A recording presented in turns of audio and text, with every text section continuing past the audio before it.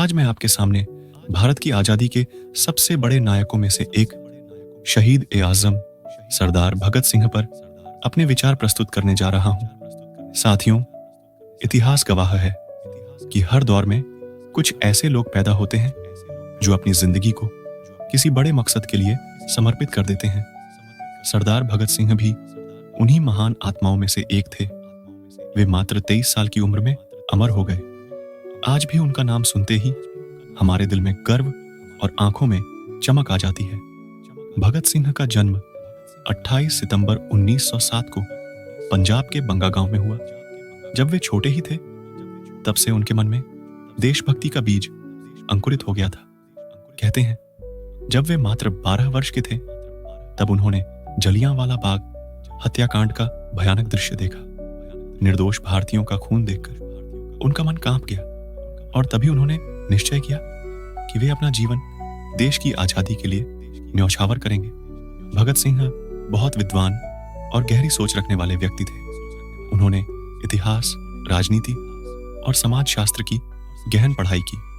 उनकी सोच थी कि क्रांति की तलवार विचारों की सांड पर तेज होती है, यानी असली ताकत विचारों और शिक्षा में होती है।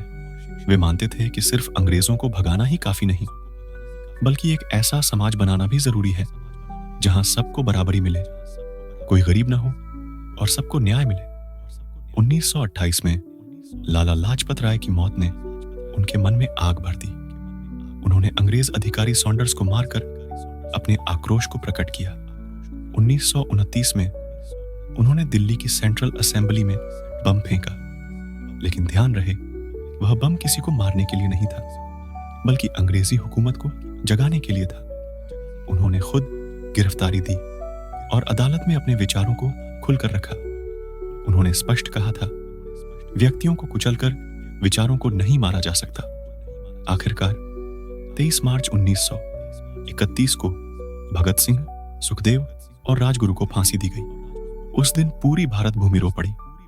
लेकिन सच कहें तो भगत सिंह मरे नहीं, वे आज भी हमारे दिलों में जीवित हैं। हमें क्या सीख मिलती है दोस्तों?